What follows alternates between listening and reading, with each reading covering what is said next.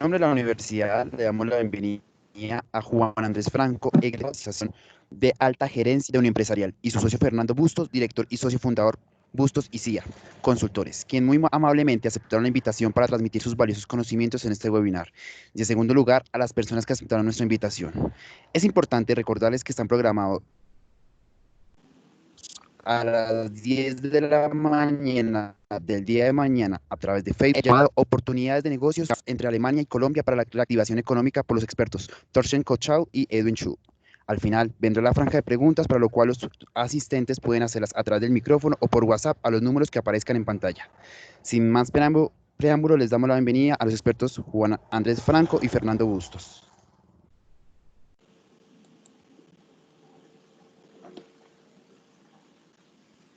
Buenos días, desde la Oficina de Egresados de Unión Empresarial les damos un cordial saludo y les agradecemos a nuestros conferencistas Fernando Bustos y Juan Andrés Franco por este espacio tan importante que nos comparten hoy. Bienvenidos y muchas gracias.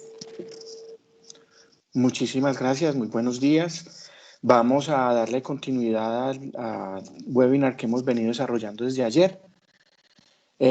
Vamos a comenzar hablando un poquito sobre el decreto 560 y el decreto 772, que son los nuevos decretos del Gobierno Nacional para agilizar y facilitar los procesos de reorganización e insolvencia. Entonces le damos paso a Fernando Bustos, de Bustos y Compañía, para que nos ayude con el tema. Gracias. Gracias, Juan. Buenos días a todos. ¿Me escuchan? Sí. Sí, señor. Gracias.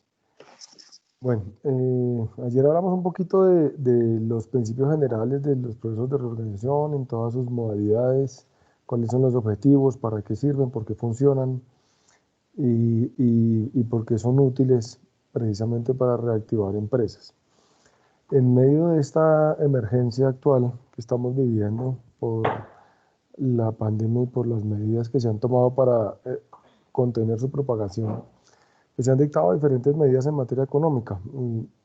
Unas de ellas en materia de protección empresarial, entendiendo que es muy importante mantener empresas y mantener empleos, porque de eso dependerá el rebote de la economía. Todos sabemos que va a venir una recesión muy pronto, o estamos ya experimentando una recesión muy importante, tal vez la más grande que hayamos experimentado.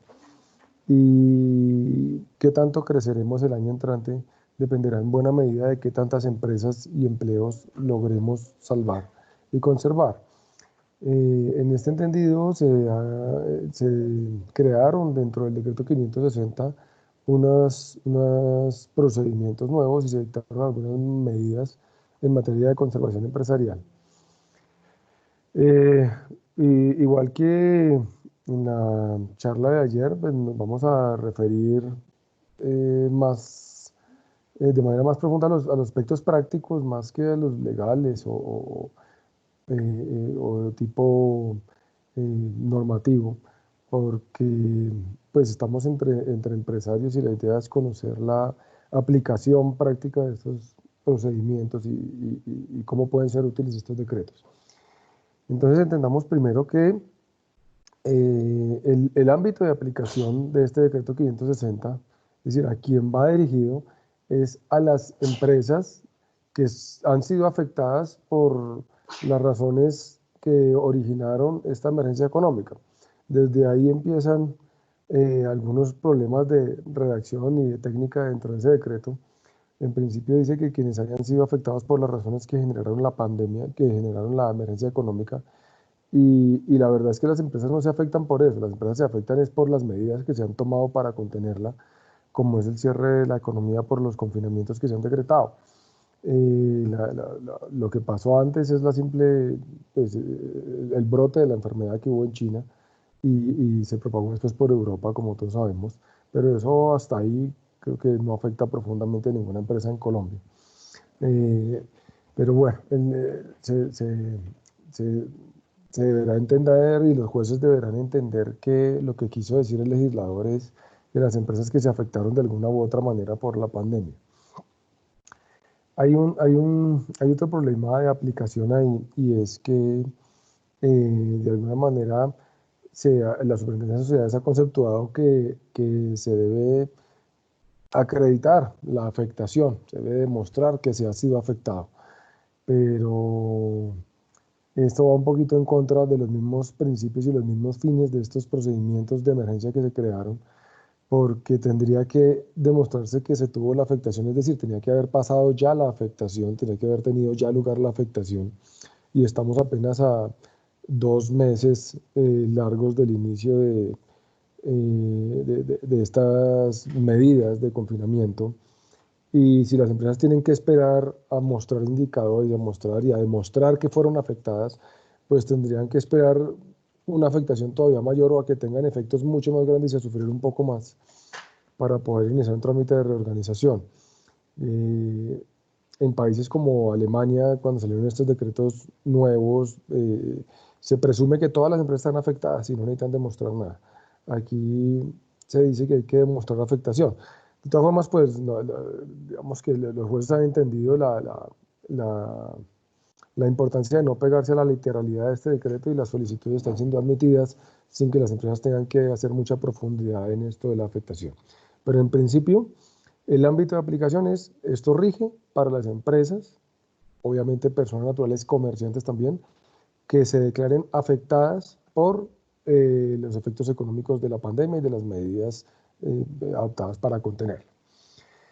En primer lugar, se establece un acceso expedito a los trámites de reorganización en cualquiera de sus modalidades. Recordemos que en la ley 1116 tenemos pues, el trámite tradicional y aquí se crean unos nuevos. Entonces, el acceso expedito, ¿en qué consiste? Algo de eso tocamos ayer rápidamente, pero el acceso expedito consiste en que el juez, para el caso de las empresas, las sociedades comerciales, el juez de la Superintendencia de Sociedades, para las personas naturales comerciantes, podrían escoger si ir al juez del circuito o a la Superintendencia de Sociedades si quieren un juez más especializado.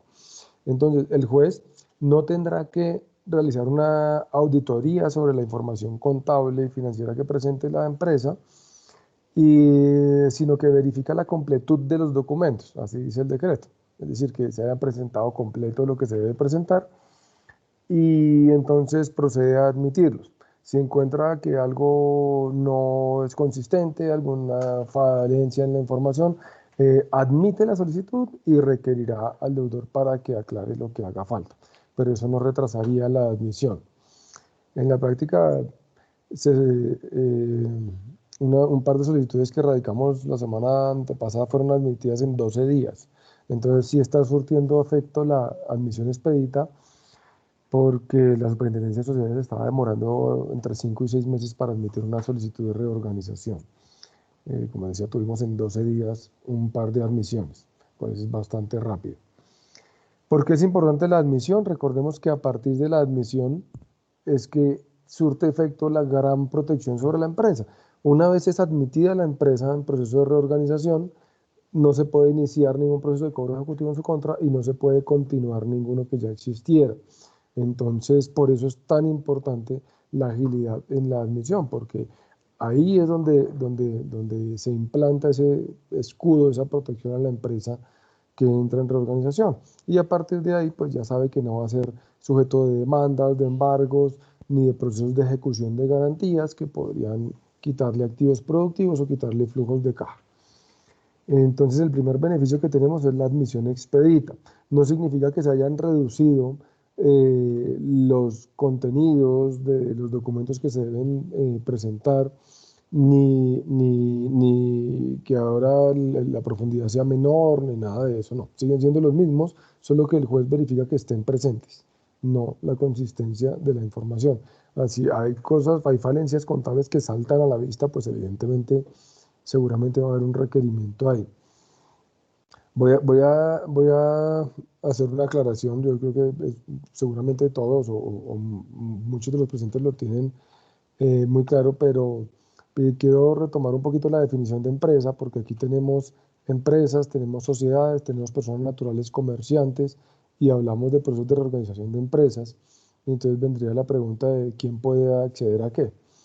Y para hacer claridad, una empresa no es necesariamente una sociedad comercial y solemos cometer un error y nos referimos a la sociedad comercial como la empresa. La actividad de explotación económica es la empresa. Una empresa es una actividad. Entonces, si una persona natural desarrolla una actividad de comercio o una actividad empresarial, pues eso es una empresa. No es que la persona sea una empresa, es la actividad. Lo mismo, la sociedad comercial podría no desarrollar ninguna actividad empresarial o podría desarrollarla alguna. Entonces, una empresa es una actividad, para que lo tengamos pues, presente. Y cuando hablamos de empresas, es cualquier, no importa el tipo de persona, si es natural o jurídica o el vehículo societario que se haya escogido, cualquier empresa podría ir a reorganización a menos que esté excluida en la ley 1116. Ahí se encuentran algunas exclusiones. Bueno, entonces el primer alivio que tenemos para las empresas es el acceso expedito. En segundo lugar, se habla de una flexibilización del pago de pequeñas acreencias. ¿Qué es esto? La ley 1116 desde siempre ha contemplado que una empresa que entra en reorganización puede hacer unos pagos recordemos que hay una prohibición de pagar cualquier obligación, ¿no? Entonces la empresa que entra en reorganización podría pagar hasta el 5% de su pasivo, las más pequeñas de las deudas que tenga, esto para mitigar los efectos que pueda tener sobre otras empresas. En ese momento, en la ley 1116, el empresario en reorganización debería solicitar autorización al juez para hacer estos pagos. Con la entrada en vigencia de estos decretos no se necesita la autorización del juez. Entonces, la empresa que entre en reorganización podría hacer el pago de las acreencias más pequeñas, esto para evitar llevar a proveedores que se les deben, no sé, 2, 5, 10 millones de pesos a un trámite de reorganización que puede durar varios años antes de pagarse. Entonces, esto no es un alivio para la empresa que entra en reorganización, la verdad es un alivio para las demás, pero mitiga los efectos y de alguna manera, pues lo que se pretende es mantener en funcionamiento el aparato productivo y facilitar estos pagos. El gobierno entendió que podría ser útil para los acreedores pequeños. Bueno, adicionalmente, se incorporaron unos mecanismos de alivio financiero dentro de los acuerdos de reorganización que confirmen estas empresas que se consideren afectadas por la pandemia o por las medidas tomadas para contenerla. Estos alivios financieros no son elementos a los que pueda de una manera ir la empresa inmediatamente a obtener financiación, sino que son figuras que se podrían incluir dentro del acuerdo de reorganización y que seguramente van a aliviar la carga a la empresa y facilitar su recuperación. Entonces, uno de estos alivios que ahora se puede incluir gracias al decreto 560 en los acuerdos de reorganización es una capitalización de pasivos. Entonces, el acuerdo de reorganización podría incluir cosas como que a cierto grupo de acreedores o a ciertas clases de acreedores o a quienes lo acepten, se les puede dar una participación en la empresa después de capitalizar su obligación y dentro del acuerdo se va pagando vía capitalización de tal forma que la empresa no tiene que sacar los recursos líquidos para atender esas obligaciones y eso podría ser un alivio financiero a la empresa. Se incluyó la descarga de pasivos de la que hablamos ayer, no me voy a detener en esa porque ayer la explicamos un poco. Simplemente si hay alguna pregunta al respecto, entonces la retomamos y la ampliamos, pero básicamente consiste en la posibilidad de eliminar del pasivo algunas deudas siempre y cuando el valor de los pasivos exceda la valoración que resulte de la empresa como negocio en marcha. Entonces, si la empresa como negocio en marcha vale menos que el total de sus pasivos, se podría la empresa olvidar de pagar el valor de los pasivos que exceda el valor, el que se considera que no tiene vocación de pago porque excede el valor de la empresa. Recordemos que el valor de la empresa no está determinado necesariamente por sus activos y por su patrimonio, sino por su capacidad de producir flujos de caja y de producir rentabilidad. Dos empresas que tengan los mismos activos, si una está produciendo y rentando de mejor manera, pues esa empresa debe valer más que la otra, aunque tenga los mismos activos y el mismo patrimonio. Otro mecanismo de alivio financiero para las empresas se llama pactos de deuda sostenible. básicamente consiste en la posibilidad de incorporar dentro de los acuerdos de reorganización un reperfilamiento de la deuda, así lo llama. Eso no se usaba en Colombia, se usaba en países como Argentina, esa palabra reperfilamiento. Pero básicamente consiste en una quita de capital que se puede hacer a los créditos con el sector financiero. El reperfilamiento de las deudas es eso.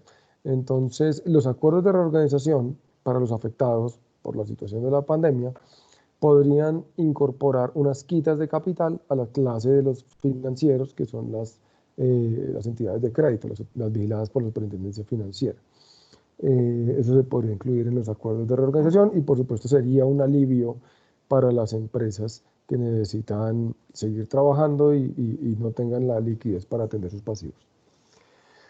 Luego viene un artículo que habla de estímulos a la financiación de las empresas que están en reorganización.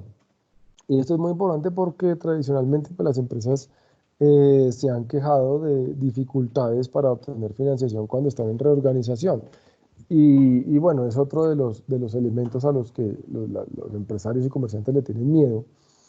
Les da miedo entrar a un proceso de reorganización porque piensan, si yo entro en reorganización, pues nadie me va a prestar plata.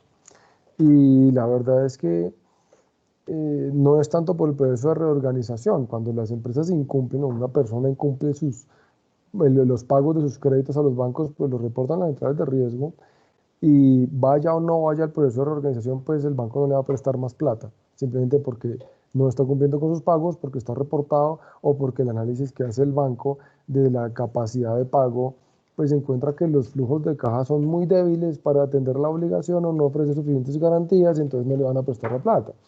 Pero la razón por la que no le prestan es porque tiene el flujo de caja deteriorado, no es porque no le puedan prestar a una empresa en reorganización.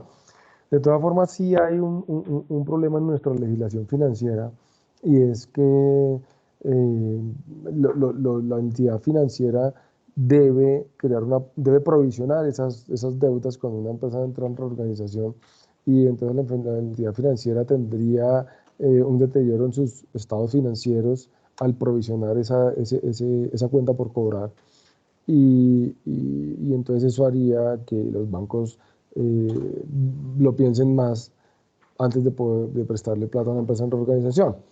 Este decreto intentó, de alguna manera, crear algunos mecanismos para que las empresas en reorganización puedan acceder más fácilmente a financiación. No se tocó el problema de fondo, pero realmente el problema es ese que les acabo de decir de la legislación financiera. No se tocó. Sin embargo, hay casos en los que los bancos le han prestado a empresas sin ningún problema. Un caso muy famoso es el de la Alquería, que precisamente salió de su proceso de reorganización con un crédito bancario que consiguió, un crédito bastante grande. Los mismos bancos le prestaron la plata, pagaron sus deudas y quedaron con el crédito del banco. Entonces los bancos sí les prestan y sí se puede, depende de cuál es la proyección, el negocio, los flujos de caja, etc. Estos estímulos a la financiación que se crearon en el decreto 560 consisten primero pues, en la posibilidad de obtener crédito, aunque eso no es novedoso, eso ya existía.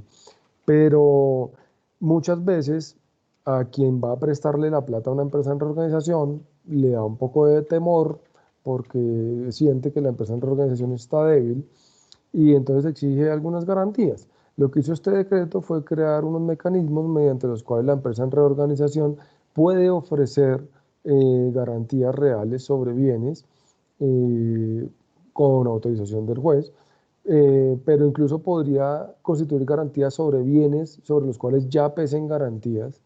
Esto sí es novedoso. Podría desplazar una garantía hacia un bien menos líquido o menos productivo, menos necesario, para ofrecer otro en garantía al posible financiador. Entonces, estos alivios esperamos que sí surtan efecto porque en la medida en que la empresa pueda garantizar el pago de las obligaciones, seguramente aumente la probabilidad de que obtengan crédito.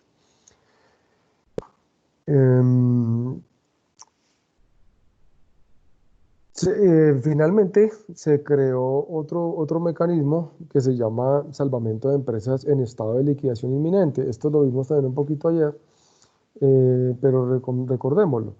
Si hay una empresa que por alguna razón va a ir a liquidación, cualquier acreedor o grupo de acreedores podría rescatar esa empresa para evitar que se disuelva y se pierda esa actividad económica y podría ofrecer pagar la primera clase. La primera clase son los laborales y los impuestos.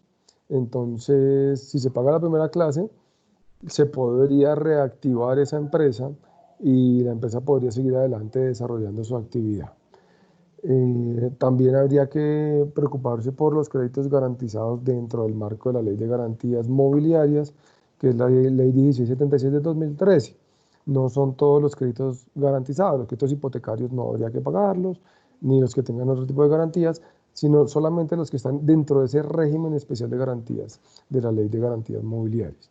Entonces, no importa el monto de los pasivos, si se paga esa primera clase y los créditos garantizados bajo el esquema de garantías mobiliarias, esa empresa se reactiva, sigue operando, sigue contratando, sigue funcionando, pero se olvida del resto del pasivo, que ya no toca pagarlo.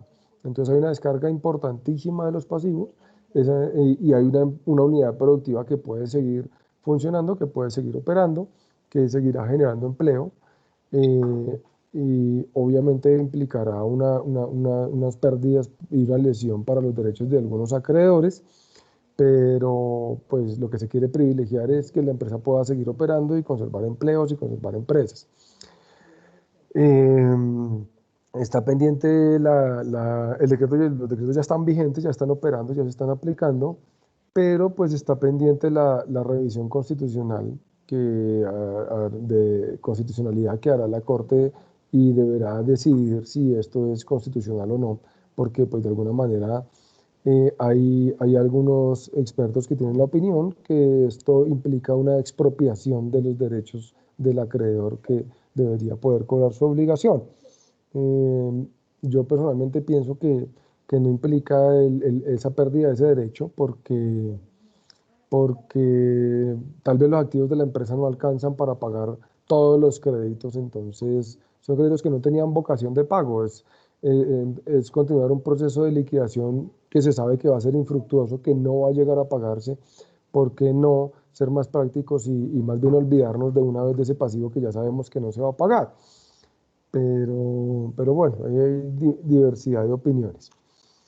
Y como una novedad muy importante, este decreto 560 creó 2 procedimientos nuevos de reorganización. Estos 2 nuevos procedimientos tienen 3 objetivos principalmente. El primero de ellos, pues que las empresas puedan rápidamente llegar a un acuerdo de reorganización con sus acreedores. En segundo lugar, pues facilitar los trámites y que las empresas puedan acceder más fácilmente, de una manera más expedita, unos trámites más cortos. Y en tercero, yo creo que a lo que más importancia se le dio fue a desjudicializar los trámites de insolvencia. ¿Qué es esto? Pues que ya no tengan que ir al juez y estar pendientes de las etapas y el juez dando órdenes dentro del proceso, sino que entre los privados, que a la larga los procesos de insolvencia y de reorganización empresarial son mecanismos para llegar a acuerdos entre los privados, entre el deudor y sus acreedores. Entonces, estos procedimientos nuevos lo que quieren es que el juez intervenga lo menos posible o no tenga que intervenir en estos procedimientos, sino que dejar que los privados entre ellos pues encuentren los mecanismos para solucionar sus diferencias y para llegar a acuerdos. Esto también pues tiene un objetivo importantísimo, que es aplanar la curva en la superintendencia, así como no queremos que los hospitales se revienten por la cantidad de pacientes que van a llegar, pues la superintendencia de sociedades no quiere que le llegue una avalancha de procesos y de solicitudes y entonces que colapse su capacidad. Por eso se ha preocupado por que esos procesos se mantengan afuera y se negocie por fuera sin necesidad de la intervención del juez. Entonces, el espíritu de estos procesos está basado en: vayan privados, pónganse de acuerdo, que una vez se pongan de acuerdo le dicen al juez en qué quedaron, y el juez puede validar ese acuerdo si se ajusta a derecho y si cumple con la normatividad. Son 2 procedimientos que se crearon, se les puso un término de duración de 3 meses. El primero es una negociación de emergencia de acuerdo de reorganización. así se llama, negociación de emergencia de un acuerdo de reorganización, y lo que pretende es que en 3 meses el deudor llegue a un acuerdo con sus acreedores y lo presente para una validación por parte del juez. ¿Cómo funciona esto en la práctica? El deudor que quiera llegar a adelantar ese tipo de procedimiento radica ante el juez competente, que ya sabemos que puede ser la Superintendencia de Sociedades o el juez civil de circuito, según la naturaleza de la empresa, y le informa, mire, yo voy a iniciar una negociación de emergencia de un acuerdo de reorganización. Y una vez el juez verifique la información que le presentaron, dice, bueno, listo, iníciela. A partir de ahí, si hay procesos de cobro ejecutivo en contra de esa empresa, se deben suspender y no van a continuar, no va a haber remate de bienes ni nada de esas cosas, porque esos procesos ejecutivos se suspenden. Y la empresa va a negociar su acuerdo con sus acreedores. 3 meses más tarde, como máximo, debe llegar donde el juez y decirle, mira, aquí está el acuerdo que celebré y aquí están los votos de los acreedores para que por favor lo confirme. Si el juez encuentra todo ajustado a derecho, lo debe confirmar y ahí empieza a regir el acuerdo.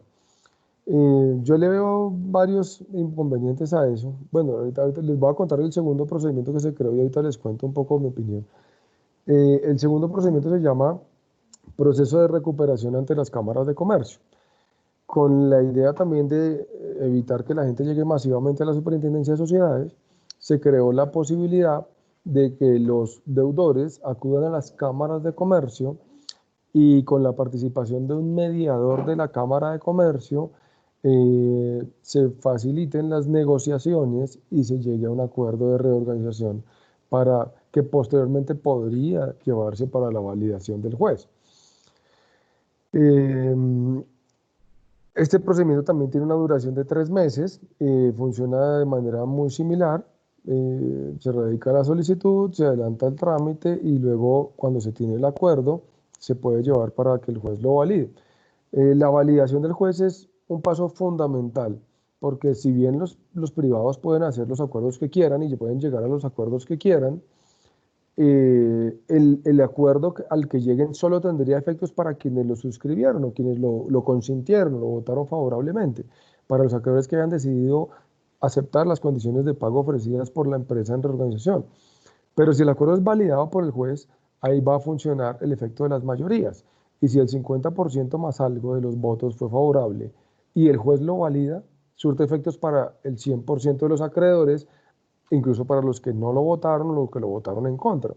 Entonces yo podría tener un acuerdo de reorganización con algunos acreedores y rige para los que lo suscribieron. Pero si quiero que rija para todos, aunque no lo hayan suscrito, debo llevarlo al juez para su eventual validación.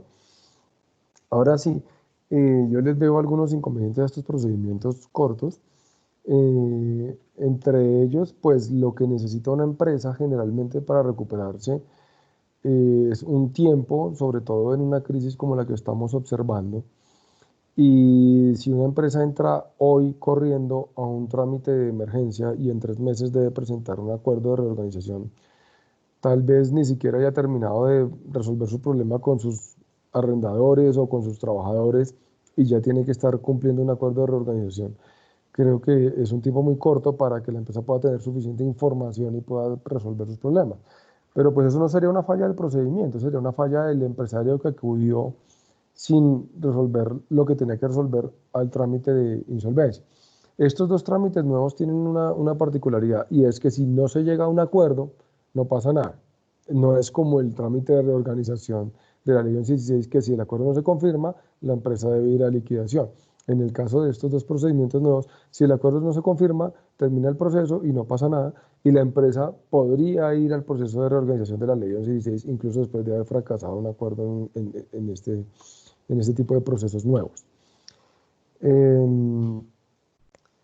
Otra inquietud que me queda muy grande sobre estos procedimientos nuevos es que supongamos que el deudor tiene en su información contable pues unas obligaciones, etcétera, unos pasivos, pero hay diferencias con sus acreedores y los acreedores consideran que su deuda vale más o vale menos o que tienen alguna discrepancia sobre algunos valores reportados en los activos o en el patrimonio de la empresa.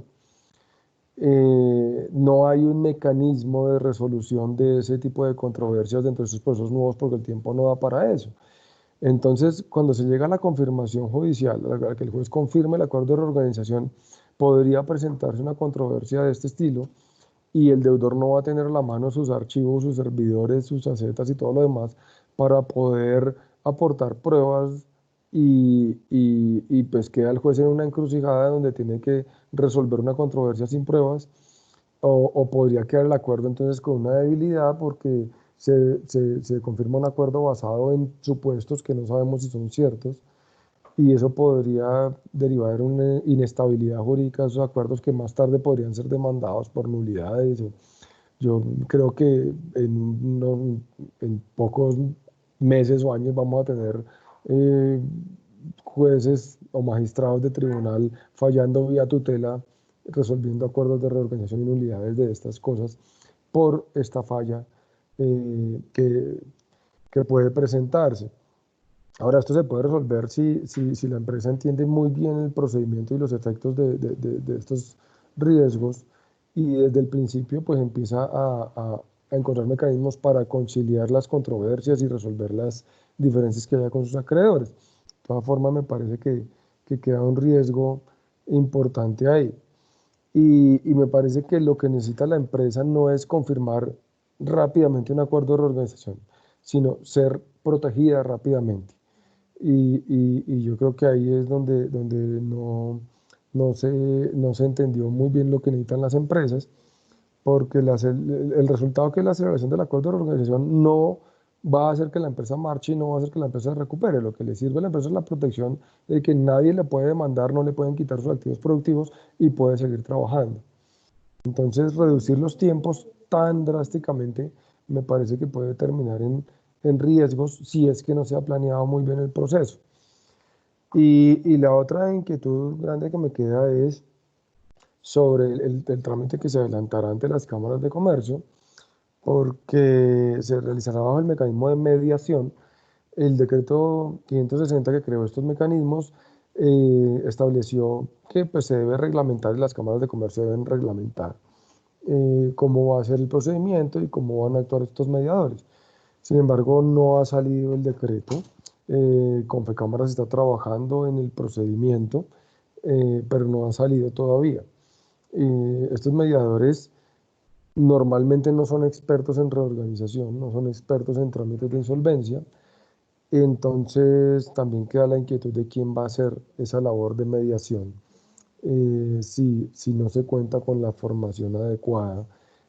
Si podrán los mediadores dar dar el apoyo que se necesita en las cámaras de comercio. Esperamos que cuando Confecámaras reglamente este asunto, pues encuentre una solución para que sea efectiva para las empresas. Pero pues ahí están los procedimientos nuevos, que son procedimientos cortos de acceso expedito y a mi modo de ver podrían ser útiles en muchos casos, siempre y cuando se estudie muy bien la conveniencia de estos procesos, se conozca a fondo el procedimiento y sobre todo la problemática que quiere resolver la empresa. Podría ser que uno de estos procesos nuevos es el adecuado o podría ser que el adecuado es el trámite largo tradicional de la ley 1116, que sabemos que dura entre año y medio y 2 años, y ahorita pues con lo que seguramente va a pasar, que esperamos que van a llegar muchas solicitudes de reorganización a las sociedades, tal vez esos tiempos se puedan alargar un poco. Esto en cuanto a los dos procedimientos nuevos.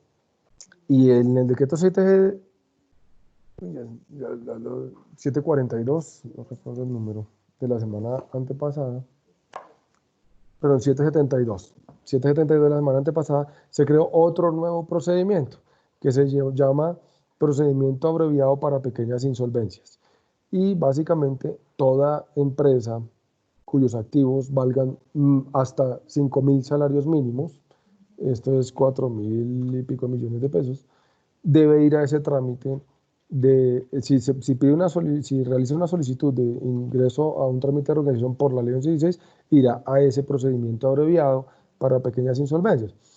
También podría acogerse a los express del 560, pero si quiere ir al otro trámite, al largo de la ley 1116, sería admitido al nuevo, al de las pequeñas insolvencias.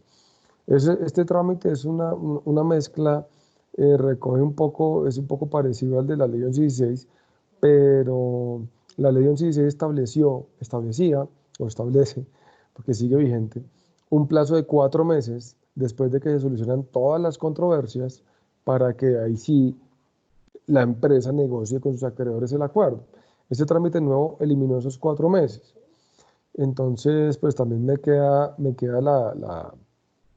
la inquietud de si sin tiempo para negociar una empresa puede lograr un acuerdo de reorganización.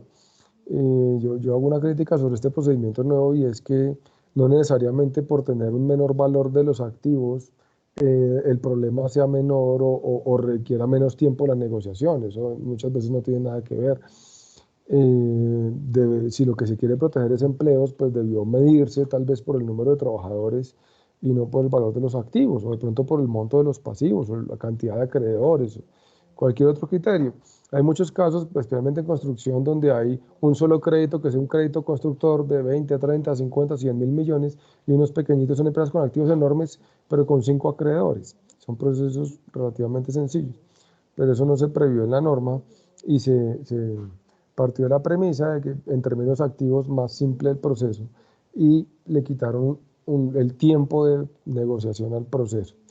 Los requisitos de entrada son los mismos de los que ya hablamos ayer, y por cómo está contemplado el procedimiento nuevo abreviado para pequeñas insolvencias, yo creo que si funciona bien podría estar durando entre 8 y 12 meses, tal vez un año menos de lo que podría durar el tradicional. Bueno, eso en cuanto a los procedimientos nuevos.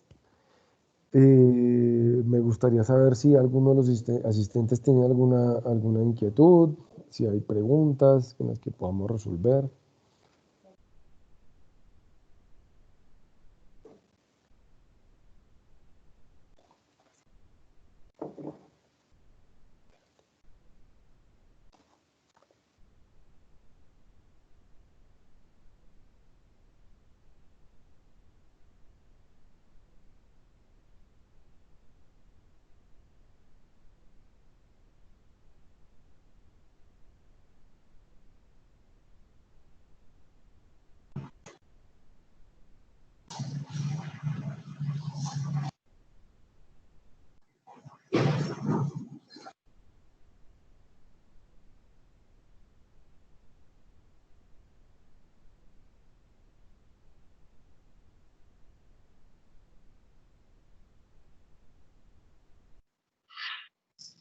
Buenos días. Bueno, Fernando, bueno, sigue.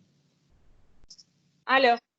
Buenos días, mi nombre es Diana García. Yo tendría una duda, doctor, y es con respecto a el trámite del pago a proveedores durante el proceso de reorganización.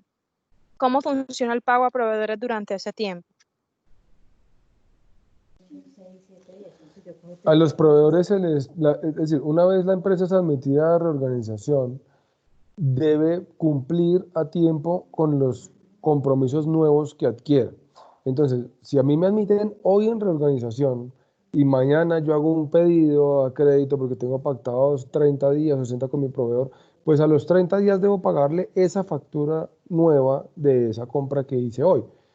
Las deudas que yo tenía antes de iniciar el trámite, todas van al proceso de reorganización y ninguna se debe pagar.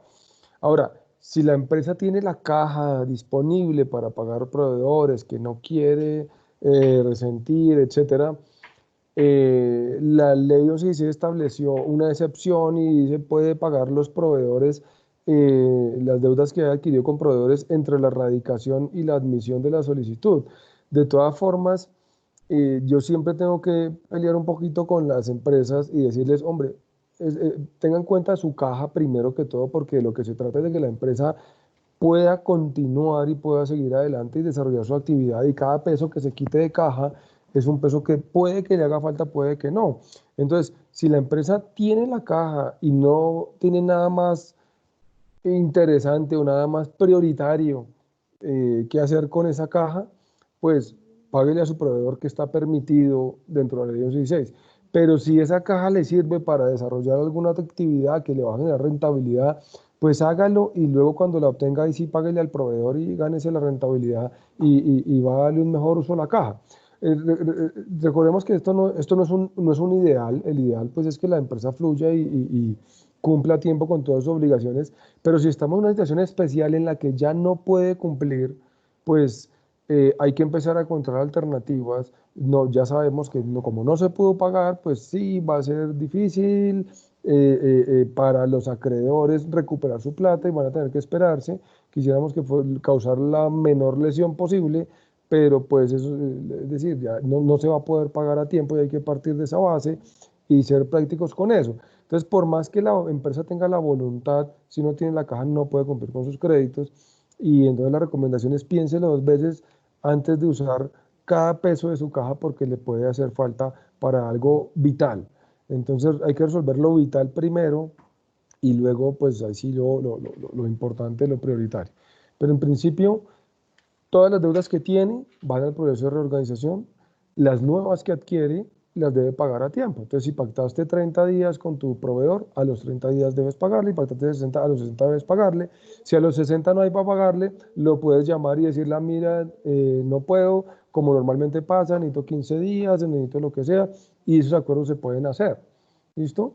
Si no se puede llegar a un acuerdo, no se puede pagar, pues el proveedor, el acreedor de una obligación que se haya adquirido después del inicio del proceso, podría ir a cobrar esa obligación porque esa obligación no forma parte del proceso de reorganización ya que se adquirió después de iniciado el trámite. Pero recordemos, la respuesta es la empresa sigue operando común y corriente, sigue comprando y vendiendo común y corriente. Ok, doctor, muchísimas gracias por despejar la duda. Muy amable. Con mucho gusto. Hola, buenos días a todos los que están participando, doctor. Mi nombre es Lilibet Noriega. En mi caso, yo me he cuidado mucho, particularmente tengo un empleado y estoy al día con mis impuestos. Siempre trato de mantenerme al día con el impuesto y mi personal, ¿no? Em, de igual forma, usted dice que uno puede continuar, pero en mi caso, si hay algunas deudas que son con un mes de anterioridad a la pandemia, ¿puedo entrar en proceso de reorganización? Claro, claro que puedes entrar. El requisito es tener 2 o más obligaciones vencidas por más de 90 días con acreedores diferentes. Si estás en esa situación, estás en cesación de pagos. Que esos créditos, también importante, sumen por lo menos el 10% total de tus pasivos. Entonces, en resumen, si tienes en mora de más de 90 días, por lo menos el 10% del total del pasivo, y dentro de ese 10% o más, hay deudas con más de un acreedor, es decir, son por lo menos dos, estás en cesación de pagos y podrías iniciar un trámite de reorganización. Dices, tengo una deuda un mes antes de la pandemia, pero puedes tener otras de hace 3, de hace 6 meses, qué sé yo. Si solamente tienes una deuda vencida por 30 días, no cumplirías el requisito de tener 2 o más deudas vencidas por más de 90 días. Entonces no podrías entrar.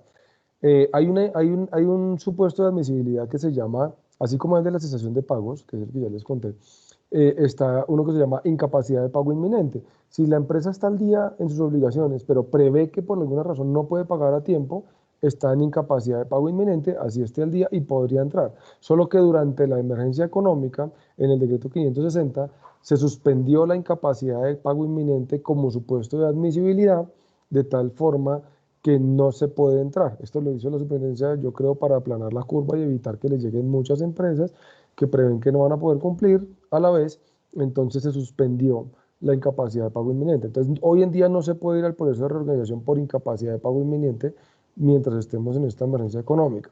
Podrías ir a uno de los trámites nuevos del decreto 560, con las salvedades que ya vimos hace un momento de las posibles debilidades que pueden tener esos procedimientos. Entonces, si uno de los dos procedimientos del decreto 560 te resultara útil, ese sería el mecanismo y a ese podrías acceder, aún sin estar en mora. Ok, en el caso, por ejemplo, yo soy la representante legal y adquirí créditos. La empresa, de hecho, no tiene ni un solo crédito con banco, pero en mi caso, a nivel personal, adquirí crédito y todo lo que es ese crédito fueron 2 créditos, los inyecté por completo a la compañía, porque soy la única socia y como representante legal, uno siempre, o como fundadora de una compañía, uno siempre cree y apuesta que va a ir bien todo, ¿no? Con esta situación, lamentablemente, yo también, mis mayores ingresos provenían de eventos, entonces no voy a poder realizar los 2 eventos por decir que tenía previsto, pero sí me he retrasado y por más que los bancos digan que van a ayudar, no ayudan. O sea, por ejemplo, a mí para pagarle a una empleada me lo negaron para lo de mayo, por poner un ejemplo.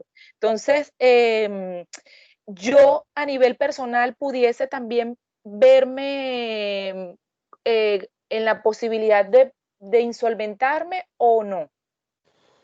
Bueno, mira, varias cosas. Primero,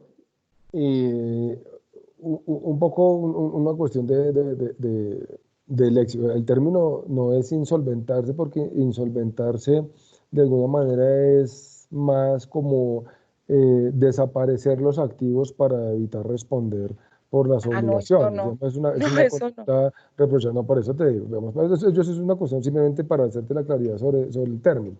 Entonces no es insolventarse, es ir a un trámite de insolvencia. Listo. Es muy común que las personas naturales, los socios o accionistas, vayan y consigan plata prestada para financiar algunas actividades de la empresa. Y entonces quedan debiéndole esa plata a los bancos y la empresa se la queda debiendo a esa persona, al banco o al tercero que la prestó. Entonces las personas naturales pueden iniciar trámites de insolvencia. Ahí hay que ver cuál es el procedimiento que corresponde, porque si para las empresas hoy día tenemos 7 procedimientos, para las personas naturales tenemos 3, si la persona natural es no comerciante, pues hay un trámite para no comerciantes, que es un trámite que dura un mes, mes y medio, más o menos en promedio. Por ley no puede pasarse de 90 días, solo en casos excepcionales, pero en la práctica dura un mes, mes y medio. Y lo que pretende es liberar al deudor de sus deudas. No es como el de las empresas, que lo que pretende es mantener una actividad productiva, unos empleos, unos activos productivos, etcétera. No. En el caso de las personas naturales, lo que se quiere es, si la persona natural prevé que no va a poder pagar unas obligaciones, no queremos que esté durante años o toda la vida demandada, embargada, reportada en de riesgo y demás por unas deudas que no se sabe si no va a poder pagar. Entonces, más bien sabe que vaya a un trámite de insolvencia, y si no logra pagar o lo que sea, hay una descarga total del pasivo. Así es el trámite de los no comerciantes. Es muy sencillo y lo que pretende es liberar al deudor, darle una segunda oportunidad, entender que su capacidad de pago puede estar disminuida y si no puede pagar, así no pague, queda liberado de todas las obligaciones. Esa es la idea del trámite de los no comerciantes. Está en la ley 1564 del 2012, artículos 531 en adelante, si alguien quiere mirarlo. Entonces, esa es una alternativa. Si la persona es no comerciante, pero controlante de una empresa, ya no podría acceder a este trámite, sino que tendría que ir al de la ley 1116. Ahora, la ley 1116 ahora tiene un montón de variantes, entonces vendría la discusión jurídica de si puede, por ejemplo, acceder a los del 560, creería yo que no, pero está el de la ley 1116 y está el de las pequeñas insolvencias. A uno de esos debería ir, pero sigue siendo no comerciante, es decir, no necesitaría estados financieros, no necesitaría el rigor de un proceso de ley 1116, porque es una persona no comerciante, que es un no comerciante, va con los requisitos de entrada del no comerciante, pero va por la ley 1116 para efectos del procedimiento. Y si es una persona natural que es comerciante, podría acceder a los trámites de la ley 1116 más los nuevos que se han creado en el decreto 560 o en el 772. Entonces hay que ver cuál es el caso de la persona para ver cuál trámite corresponde, pero por supuesto que hay un trámite de insolvencia que le va a servir y por supuesto que pueden acceder. Entonces no es el mismo trámite, pero hay un trámite para ellos que es mucho más corto, más sencillo y probablemente más beneficioso para el deudor, persona natural no comerciante. Ay, eres muy amable, muchas gracias, de verdad, y muchas gracias por brindar estos espacios para aclarar esta cantidad de dudas que uno requiere. Con mucho gusto.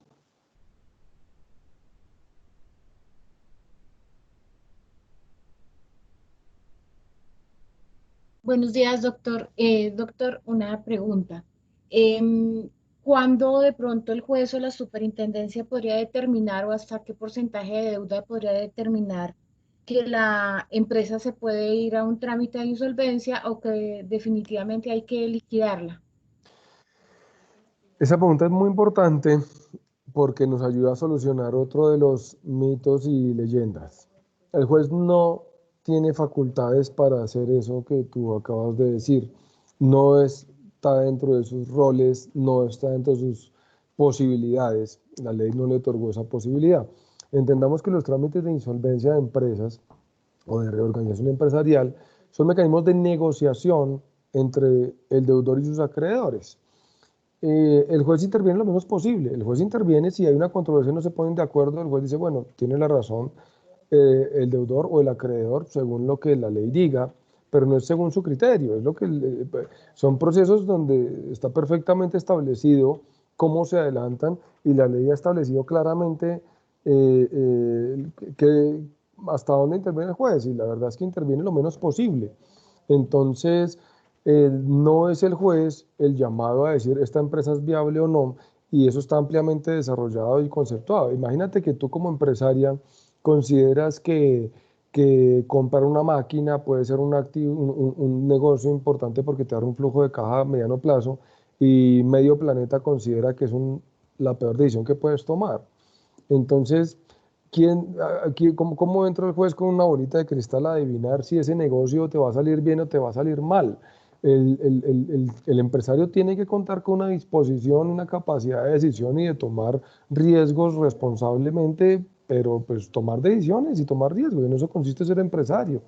Entonces, el juez no puede determinar si un negocio es viable o no. No tiene ni las herramientas, es que ni un juez, ni siquiera un experto, porque creo que todos hemos visto como las grandes empresas, los grandes emprendimientos surgen de las ideas más locas y disparatadas. Entonces, mucho menos un juez puede llegar y sacar una bolita de cristal a ver si un negocio va a salir adelante o no para decidir si es viable o no. Es la empresa la que decide si tiene un plan de negocios, es la empresa la que confecciona su plan de negocios y decide el camino a tomar y decide qué decisiones y qué riesgos va a tomar. Entonces, el juez no determina si la empresa es viable. Y no existen topes ni máximos ni mínimos en los procesos de reorganización. Que si la empresa tiene tantos activos, tiene más o menos activos, o más o menos patrimonio, o más o menos pasivos, pueda o no entrar a un proceso de reorganización. Eso no existe. Puede entrar debiendo cualquier cantidad irrisoria de pasivos, o puede entrar debiendo billones de pesos. O lo mismo en cuanto a los activos. Entonces no hay máximos ni mínimos, y el juez en ningún momento podría decir, no, sabe que a mí se me ocurre que esta empresa no va a ser viable, no va a salir adelante, entonces que se vaya a liquidar. Eso sería un despropósito, sería inconstitucional, sería contra todo. Todos sabemos, te pongo un ejemplo, por ejemplo, no, Rappi. Todos sabemos que Rappi lleva invirtiendo un montón de plata desde que arrancó y todavía no ha hecho gran cosa. En cuanto a utilidades, recibió, sabemos, unos aportes muy importantes, y todavía no ha producido rentabilidad. Entonces un juez dice, no, pues usted lleva ahí 4 años perdiendo plata, puros gastos, entonces debe liquidarse. No, yo sigo haciendo mi apuesta, pues soy el privado, es mi plata. O sea, entonces es muy difícil que un juez pueda adivinar si un negocio va a salir o no adelante, y podría ser muy controvertido. Y podría terminar siendo responsable de las pérdidas, porque no tiene la posibilidad nadie de adivinar si un negocio va a salir bien o mal. Entonces eso no existe. Ahora, si la empresa incumple los pagos y incumple el acuerdo, o si el acuerdo no es votado por la mayoría, la empresa va a liquidación. No porque el juez lo decida, porque el juez quiso, sino porque la ley lo dice. Entonces, entendamos una cosa, los jueces actúan dentro de lo que la ley dice. Y es la ley la que dice, ya está escrito y perfectamente claro cómo va el procedimiento. Entonces, lo que corresponde es planear y entender el procedimiento, y sabiendo las reglas de juego y sabiendo y entendiendo el marco jurídico que aplica, ahí sí, como me meto yo al proceso de reorganización, el juez no tiene mucho que decir, tiene que moverse dentro de ese marco. Pero si conocemos muy bien el marco, el proceso va a ser exitoso y no hay por qué tener miedo porque el juez no puede tomar decisiones caprichosas. Muchas gracias. Y otra pregunta, no, en la empresa donde estoy se maneja mucha deuda con el exterior, sobre todo con proveedores. ¿Ahí también se podría simplemente negociar con ellos o tienen un efecto diferente? No tienen ningún tratamiento especial, se negocia con ellos igual. Esas deudas con proveedores del exterior también van al proceso de reorganización y también está la prohibición de pagarlas y también está protegida la empresa porque el proveedor del exterior tampoco podría demandar el cobro de esas obligaciones, no podría iniciar ningún proceso de cobro o una acción de cobro en contra de la empresa. Con los proveedores del exterior, lo que pasa es, pues ya es un problema, digamos, político con tu proveedor del exterior, porque el proveedor colombiano más fácilmente entiende que fuiste a un proceso de reorganización y toca con mucha pedagogía explicarle, porque pues las empresas no tienen claro de qué se trata y muchas veces creen que una empresa que fue a reorganización se quebró, se acabó, no va a pagarle a nadie, no va a continuar. Y si con el colombiano hay esos problemas, imagínate con el del exterior. Explícale que no es una ley de quiebras, sino es un procedimiento recuperatorio. Explícale que, que, que no es que la empresa... Ahora, ellos van a tener en la cabeza el procedimiento de su país y nadie quiere meterse en un litigio en otro país. Entonces es un poco complejo la relación. Pero es un tema pues, de acercamiento y de charla y de negociación, pero en la práctica, en cuanto al procedimiento, no hay ningún tratamiento especial para los proveedores del exterior, de tal forma que quedan vinculados al proceso de la misma forma, no se les puede pagar, no se les debe pagar y el proveedor del exterior no puede cobrar su obligación. De tal forma que es un acreedor más en el proceso con el que puede llegar a acuerdos, puede votar el acuerdo y todo lo que quieras, puede seguir trabajando con él. Ok, ¿hay algunos seguros que se podrían activar, podrían dejar de vender a la compañía? No sé, las empresas aseguradoras ya dirían, no podremos activar estos seguros o que ya que hacemos tantas importaciones. Mira, no hay nada que por definición pase y sea automático, entonces habría que ver cuál es el caso. Pero en cuanto a los seguros, te puedo contestar desde la práctica qué es lo que pasa y lo que pasa más comúnmente. Y la respuesta es que depende un poco del tipo de seguro y de cuál es el riesgo que se están parando. Hay muchas empresas, por ejemplo, licitan y hoy en día cualquier contrato de números medianamente grandes tiene pólizas de cumplimiento y un montón de cosas. Y cuando se trata de una licitación, además de las de cumplimiento, etcétera, hay inicialmente una póliza de seriedad de la oferta y entonces viene esa inquietud, ¿sí me van a despedir pólizas si yo estoy en reorganización? Y la verdad es que las empresas en reorganización siguen contratando, siguen licitando, etcétera. Podría una aseguradora, muchas veces nos pasa que hay clientes que están en reorganización y nos consultan, mire, es que la aseguradora me dice que no me da la póliza de seriedad de la oferta. Pero después de charlar un poco con la aseguradora, pero ¿cuál es? Es decir, la póliza de seriedad de la oferta lo que cubre es el riesgo de que yo me gane la licitación y entonces no firme el contrato. Pero ¿será que por estar en la organización no voy a suscribir el contrato? Que no tiene nada que ver lo uno con lo otro, no tiene un riesgo incrementado por eso, porque a lo sumo lo que necesitaría es comprarme un esfero para firmar y así está en reorganización de pronto tenga la plata para comprar el esfero, porque es que lo que cubre ese riesgo es la probabilidad de que firme el contrato. Por otro lado, si me contrata un cliente como proveedor o para que le preste un servicio, etcétera, mientras no tenga anticipo, que en la mayoría de los casos, pues hay muchos contratos que no tienen anticipos, ¿cuál es el riesgo de tu cliente ahí? Que lo que tendría que pagar la aseguradora. Es que si yo no entrego el bien, no me pagan. Si yo no presto el servicio, no me pagan. Entonces, hasta que preste el servicio, me pagarán. Entonces, así esté en reorganización, no ofrezco ningún riesgo para mi cliente, dado que si no le presto el servicio, no me paga. Entonces, la aseguradora no tiene mayor riesgo por cubrir ahí, porque hasta que esté entregado el bien o prestado de servicio, entra el cubrimiento de la aseguradora. Entonces, lo que pasa es que depende no tanto de la política de la aseguradora, sino del corredor, de intermediario que tengas, hasta donde entiendas la situación, y estas cosas hay que explicarlas, porque la gente tiene muchos mitos, muchas taras en la cabeza.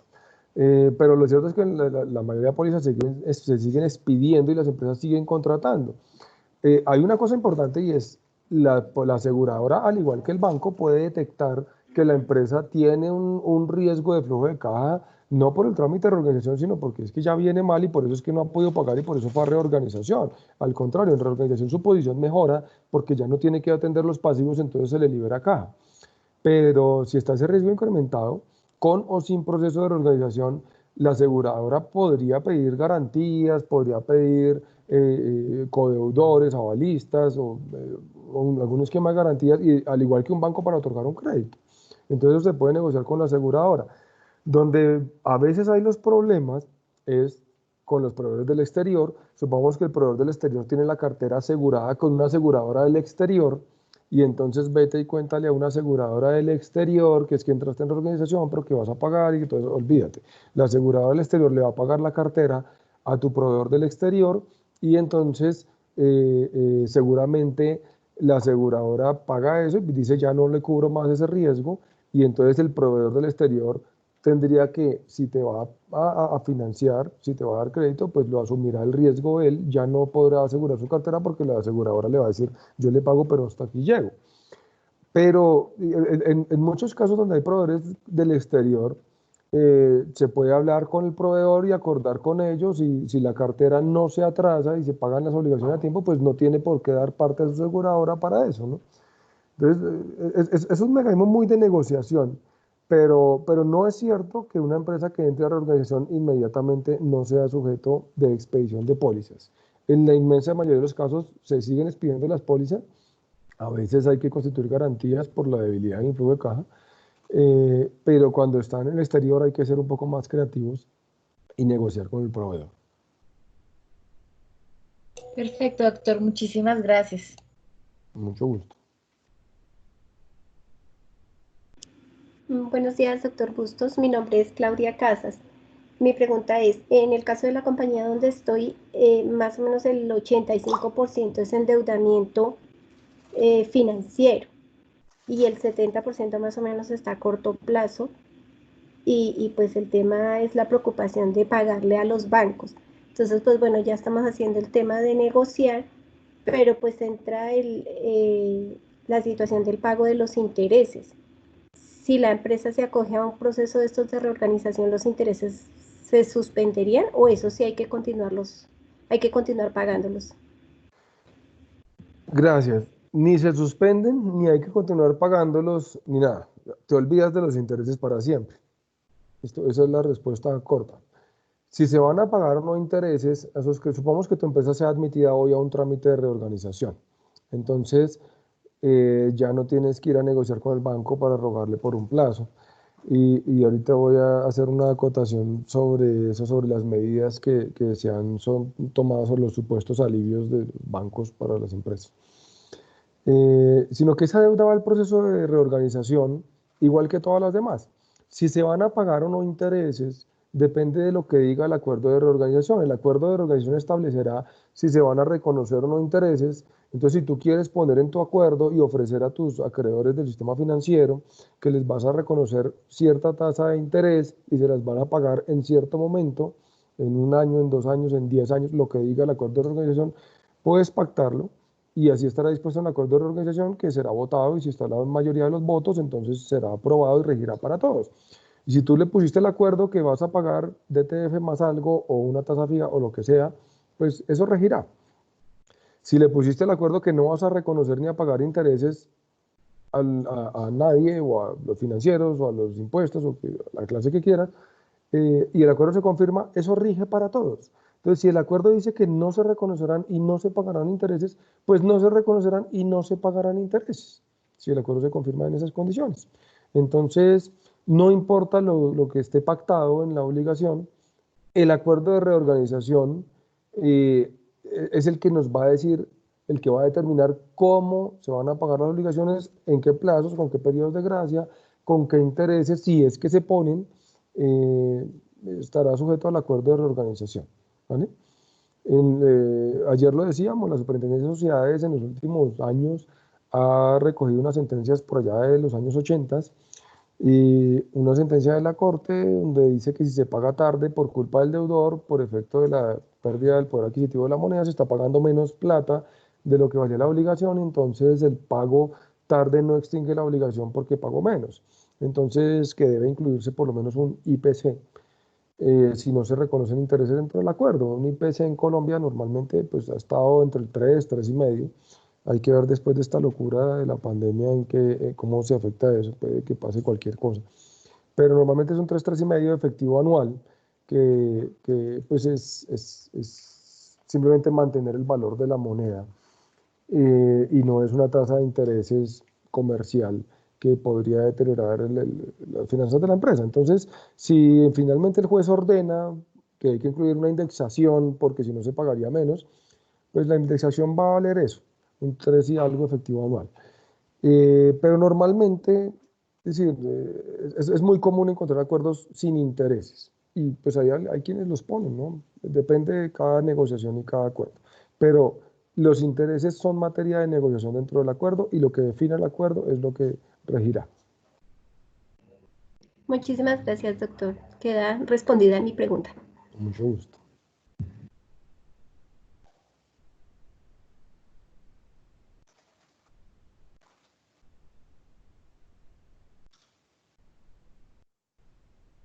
Buenos días nuevamente, doctor. A raíz de las respuestas que ha dado a ciertas preguntas, me han surgido otras dudas.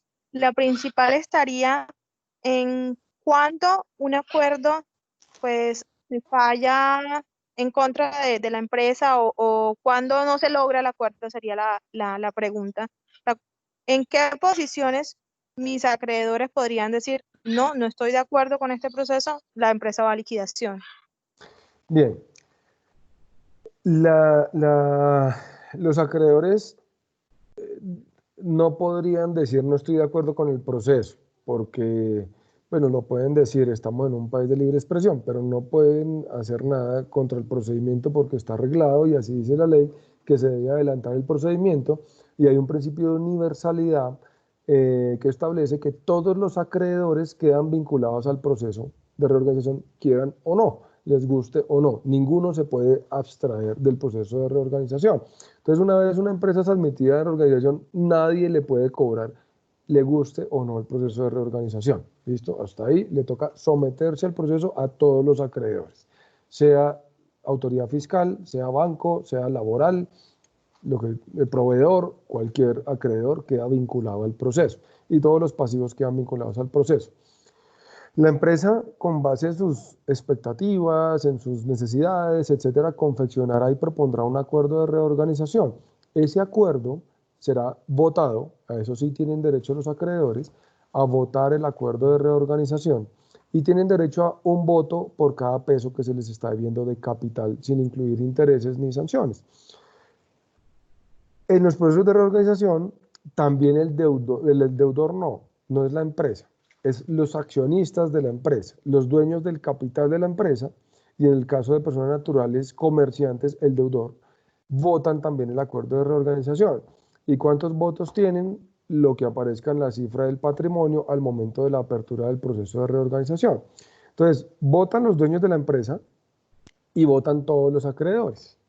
La suma de todos esos votos es el 100% de los votos válidos para ese proceso de reorganización. Si el 50% más algo, es decir, una mayoría simple de esos votos es favorable, incluyendo los votos de los accionistas más los de los acreedores que voten, si el 50% más algo es favorable, el acuerdo se debe confirmar, mientras no tenga cláusulas ilegales, el acuerdo se debe confirmar. Entonces, si hay las mayorías, el acuerdo se va a confirmar. ¿Listo? Así no le guste a los que no lo votaron o a los que lo votaron en contra. Y una vez confirmado, rige para todos. Entonces, ¿cómo podría no confirmarse un acuerdo? Pues si se estructuró mal y no se planeó bien y se fue la empresa a un proceso de reorganización sin saber de dónde iba a sacar sus mayoría de esos votos, pues, y no se confirma y no lo logra por el camino, pues no se va a confirmar el acuerdo y va a ir a liquidación. Pero si se estructura y se sabe que tenemos las mayorías, pues no habría ningún problema en acudir a un proceso de reorganización. En últimas, estos procesos son procesos de negociación con los acreedores y la empresa deberá saber desde el principio, desde el diagnóstico y el análisis que haga, de dónde podría obtener los votos necesarios para confirmar un acuerdo. De lo contrario, pues sabe que irá a liquidación. Ahora, la liquidación tampoco es el fin del mundo. Dentro de las liquidaciones hay mecanismos para recuperar la empresa dentro de un proceso de liquidación. Ya hablamos esta mañana de uno, hay otro en la ley 1116 que ha estado vigente, y es que dentro del proceso de liquidación se puede celebrar un nuevo acuerdo de reorganización. Entonces tampoco es que ahí sea el fin del mundo, pero por supuesto lo ideal es que si se va a un proceso de reorganización, se va con la expectativa de confirmar un acuerdo, y la confirmación del acuerdo dependerá en buena medida del régimen de mayorías que tengamos. Entonces, eso se debe prever y analizar antes del inicio del proceso. Pero en resumen, las mayorías, si están las mayorías, el acuerdo se debe confirmar y regirá para todos, incluso para los que no les gustó. Entonces, si hay acreedores que dijeron, no, yo no quiero someterme a eso, no, a mí no me gusta su propuesta, no quiero que me pague sin intereses y me empiece a pagar en el 2028, si la mayoría lo votó, debe someterse a eso, así no esté de acuerdo. Ok, doctor, muchas gracias por despejar esa duda. Con respecto a otra duda que me surgió al darle respuesta a una de las participantes, cuando ambas personas, la jurídica y la natural, es decir, la empresa que está entrando al proceso de reorganización y el socio, el representante legal, accionista mayoritario, como se quiera denominar, ambos tienen deudas y pues lógicamente el socio, al depender de los ingresos de la empresa y depender de la actividad económica de la empresa, tampoco va a tener capacidad para pagar sus deudas personales. Habría que realizar dos procesos de reorganización, uno como persona natural y uno como persona jurídica, o en uno se pueden incluir ambos. Depende un poco, Diana, de la condición del deudor, de si se trata de una persona natural no comerciante controlante de la empresa o comerciante. Supongamos que es un mayor accionista o accionista único en la empresa, entonces es un controlante de la empresa, entonces esa persona podría ir a un trámite por la misma ley 1116 como persona natural no comerciante controlante de la empresa.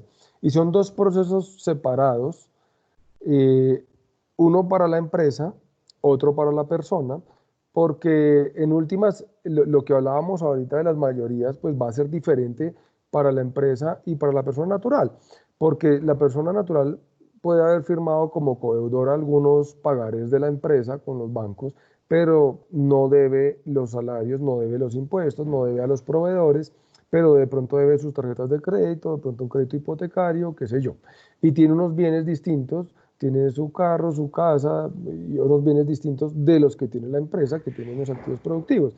Entonces sus estados financieros van a ser distintos, sus balances van a ser distintos. Entonces la persona natural va a tener un proyecto de votos distinto al de la empresa. Por eso son dos procesos distintos. Entonces, para que ese procedimiento sea exitoso, deberíamos contemplar que se requiere la mayoría tanto en el proceso del socio principal o accionista mayoritario, el controlante, como en el procedimiento de la sociedad, para que los dos puedan confirmar su acuerdo de reorganización, porque van a estar conformados de manera distinta, aunque compartan algunos acreedores. Si la sociedad le debe a un banco y el accionista firmó como codeudor ese pagaré, pues el banco va a poder votar los dos acuerdos de reorganización. Entonces son dos procesos distintos que tienen proyectos de votos distintos, pero que se adelantarían simultáneamente bajo una figura que se llama coordinación de procesos. Entonces uno le puede pedir a la Superintendencia de Sociedades la coordinación de los procesos, dado que se trata de un grupo en el que hay un controlante y una controlada, y el efecto de esta coordinación de los procesos lo que hace es que se lleven simultáneamente, y que cuando se realice la audiencia para uno, también se realiza para otro en la misma audiencia, tienen lugar simultáneamente las audiencias. Entonces van como de la mano los procesos, parece que fuera uno solo, pero pues son dos distintos porque tienen estructuras distintas. Pero no siempre el camino es llevar al controlante a un trámite de insolvencia por la ley 1116. Podría convenirle un proceso, un trámite de no comerciante, o si es comerciante, un trámite separado como comerciante y no como no comerciante controlante de la empresa. Habría que mirar el caso específico y cómo está la situación de control de la sociedad, si realmente es controlante o no. Entonces, para la persona natural hay mecanismos, lo que debe es revisarse cuál podría ser, pero aunque vayan en procesos coordinados, son procesos distintos, aunque vayan simultáneamente. Ok, y cuando se da un proceso de reorganización en una persona natural, sea simultáneo o no con el de una sociedad, y los pasivos de la persona están ligados a propiedades, vehículos, es decir, si la persona debe sobre un crédito de un vehículo y entra en un proceso de reorganización, ¿el banco está en capacidad de retirarle esos bienes o no lo puede hacer? Recordemos que desde que se inicia un trámite de reorganización, no se puede iniciar ningún proceso de cobro en contra de la persona natural o jurídica en reorganización y no se puede continuar ninguno que ya existiera. Entonces, hay que entender que los bancos, para poder recuperar un bien que tiene una garantía, pues deben iniciar un proceso de ejecución de esa garantía. Pero si no se puede iniciar el proceso de ejecución de la garantía, pues no podrían obtener ese bien. ¿Sí? Es importantísima esta pregunta porque la gente suele creer que los bancos tienen ciertos poderes absolutos o que funcionan más allá de los procedimientos legales y pues no es así. El banco podría, o el banco o cualquier acreedor garantizado con un bien, podría querer que le paguen su plata o sino que le paguen con el bien como se pactó en la garantía. Pero para eso debe iniciar un proceso de ejecución de la garantía. Pero si no se puede iniciar ningún proceso de ejecución porque la empresa o la persona está protegida por el proceso de reorganización, pues no podría perseguirse ni el pago de esa obligación ni la ejecución de la garantía. Entonces, así esté garantizado el crédito, no se puede iniciar procesos de ejecución de garantías ni de cobro en contra del deudor en reorganización. Si la garantía está constituida bajo el esquema de la Ley de Garantías Mobiliarias, que está en la Ley 1676 del 2013, tampoco se puede ejecutar dentro del proceso de reorganización, pero tiene un tratamiento especial. Y si el bien no fuera necesario para el desarrollo de la actividad económica, pues, que es lo que se quiere proteger con el proceso de reorganización, el acreedor podría solicitarle al juez, mediante un procedimiento que hay dentro del procedimiento de reorganización, que declare que ese bien no es necesario para el desarrollo de la actividad económica y que por lo tanto puede permitirle iniciar un proceso de ejecución. El deudor puede manifestar que si es necesario para el desarrollo de la actividad económica y acreditar que lo es, entonces no podría perseguirse esa ejecución. Entonces, pero en principio no puede iniciarse ningún proceso de ejecución de garantías ni de cobro en contra del deudor en reorganización, por lo tanto no puede perseguirse el pago de ninguna obligación ni pretenderse quitarle ningún bien a la persona natural o jurídica en proceso de insolvencia. Ok, doctor, muchísimas gracias por despejar la duda. Muy amable.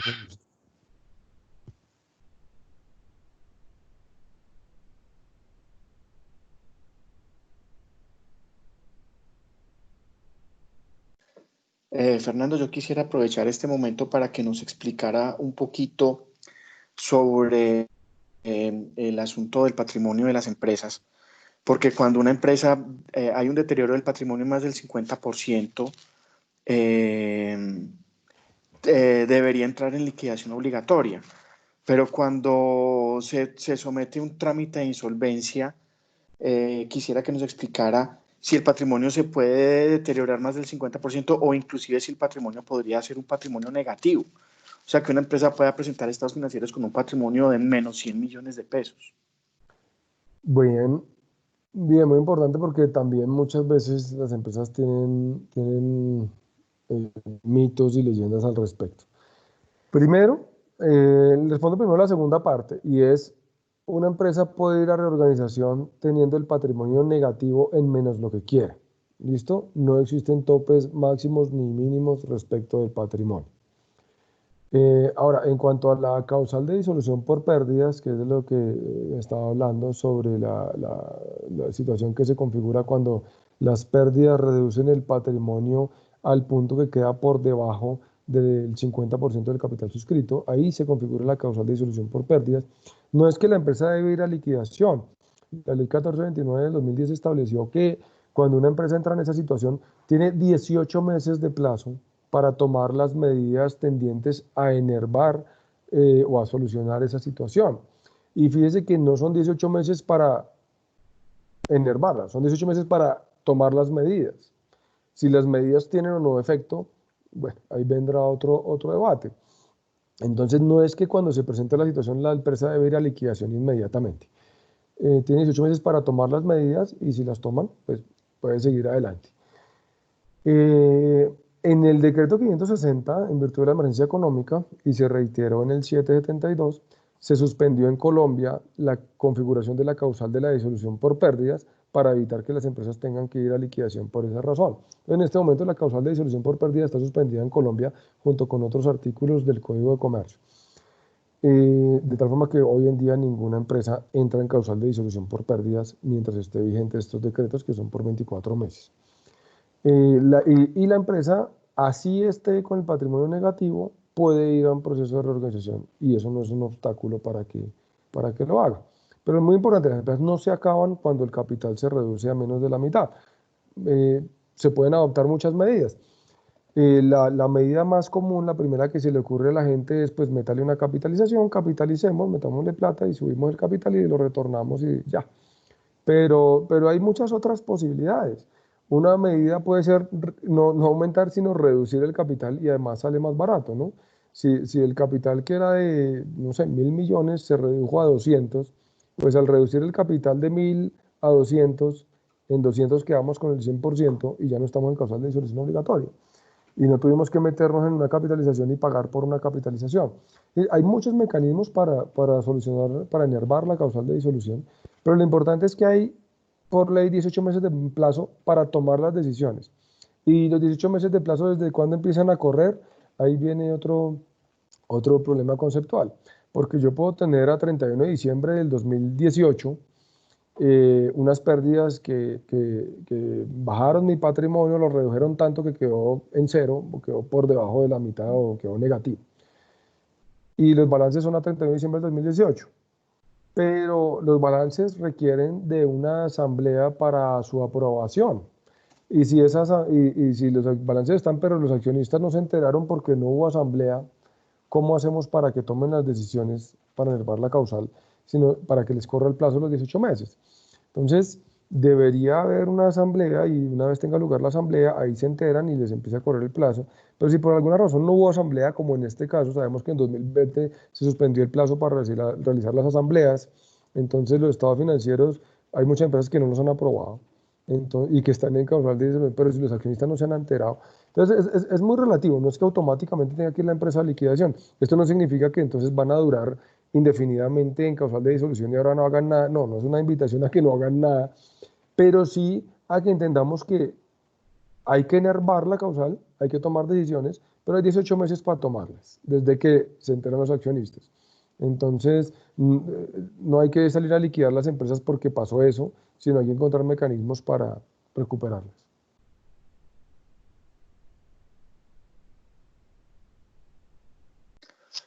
Muchísimas gracias por la aclaración. Y finalmente yo quisiera también que explicara un poco sobre un término jurídico que utilizó, que de pronto muchos no están familiarizados con el significado de qué es una quita de capital, porque realmente sí me parece que es importante saber que ese mecanismo se puede utilizar dentro de un proceso de reorganización. Bueno, una quita de capital, lo voy a explicar con un ejemplo. Yo le debo 100, pero lo voy a pagar solo 40. Punto. Eso es una quita de capital. Y los otros 60, olvidémonos para siempre. Digamos, es muy gráfico el ejemplo. Yo nunca he estado muy de acuerdo con las quitas de capital en los procesos de reorganización, no porque no se puedan hacer, y están en la ley 1116, la ley 1116 lo previó, se puede hacer. En el decreto 560 se habla de una descarga de pasivos y facilita un poco más las cosas, etc. Pero una quita de capital sería eso. Pero si estamos hablando de un proceso recuperatorio en el que, no sé, vamos a hacer unas proyecciones a 10 años y espero pagarle al banco dentro de los años 7, 8, 9 y 10, pues en vez de hacerle una quita de capital, podría decir, lo que le voy a quitar se lo va a pagar en el año 11 o el 12. Si es un tema de tiempo, ¿por qué no extender un poquito el tiempo en vez de una quita?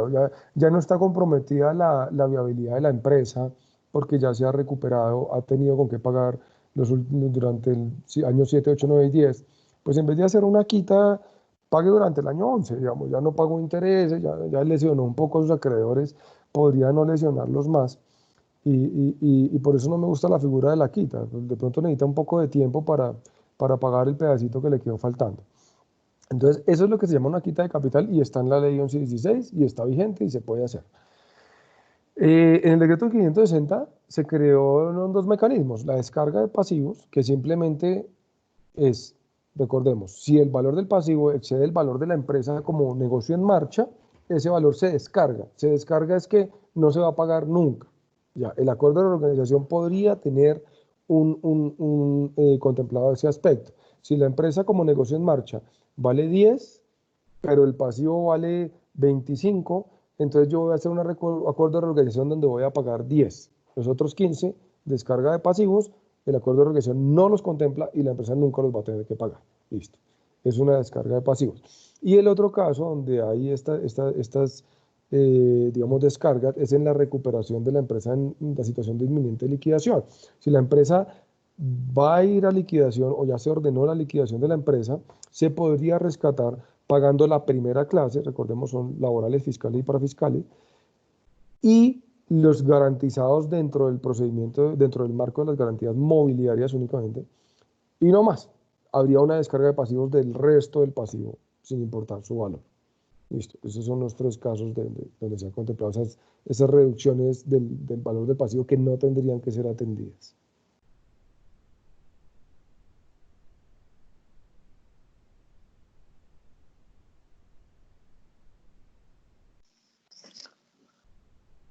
Otro asunto es que se habla del acuerdo de negociación.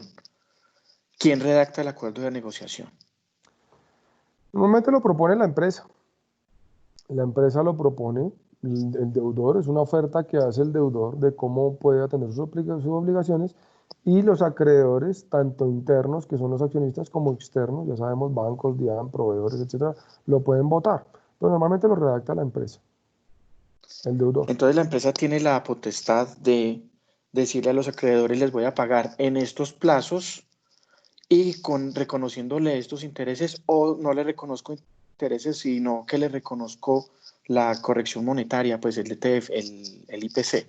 Claro, es que no lo podría hacer nadie más porque solamente la empresa, cualquier propuesta que hiciera un acreedor externo sería caprichosa, porque solamente la empresa conoce sus expectativas, su negocio, sus proyectos, y la empresa es la que puede hacerse una expectativa de cómo va a tener un flujo de caja y cómo va a rentar.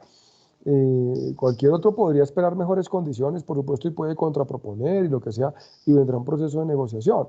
Pero pues no tendría mucho sentido que sean los acreedores los que formulan una propuesta de pago cuando debe estar sujeta a las expectativas de la sociedad, ¿no? Por supuesto es la empresa la que las propone, claro. Ok. Cuando una empresa entra en reorganización, hay algo que sucede con los estados financieros que le mejoran o le fortalecen su capacidad de contratación con el Estado en cuanto a la liquidez, ¿cierto? Sí, esa pregunta también es importantísima y se me escapó hace un momento tocarlo. Y gracias por la pregunta porque es muy importante. La gente muchas veces piensa, y así a priori la intuición le diría a uno, no, pues yo voy a reorganización y entonces mis estados financieros y después para licitar y la actualización del RUP, etcétera, voy a tener problemas. Pero lo que pasa en la práctica es todo lo contrario. Es que cuando una empresa entra en reorganización, ya no tiene que pagar todo su pasivo de corto plazo, sino que todo va a ser de largo plazo. Entonces, contablemente lo que pasa es que el capital de trabajo se dispara, la liquidez se dispara, porque todo el pasivo corriente ahora va a ser pasivo de largo plazo. Entonces, los indicadores mejoran de manera muy importante, ¿no? Ahora, por otro lado, pues si no se van a pagar intereses cuando se confirma el acuerdo de reorganización, el pasivo va a disminuir, el endeudamiento total va a disminuir, pues desde el punto de vista financiero, los estados financieros pues se ven mejorados de manera muy importante.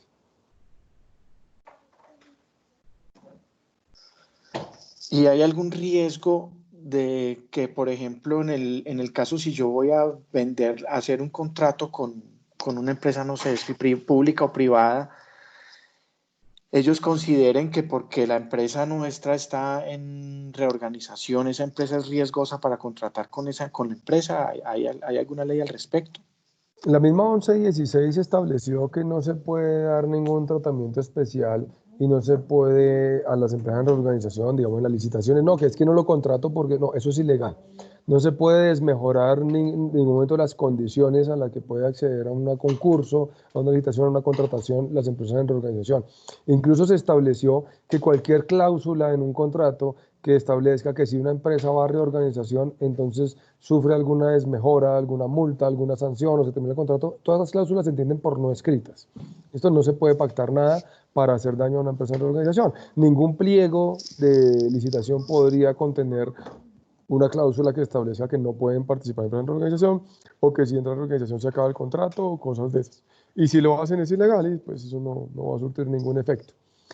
Bueno, yo les agradezco mucho a todos los asistentes, a Marcela, a Juan Andrés, a todos y las preguntas, pero son las 10:30 y tengo otro compromiso. Perfecto. Bueno, para finalizar, agradecemos de nuevo al experto Juan Andrés Franco y a Fernando Bustos y a todos los asistentes. Les informamos que a sus correos les llegará una encuesta de satisfacción. Solicitamos que sea diligenciada. Muchas gracias.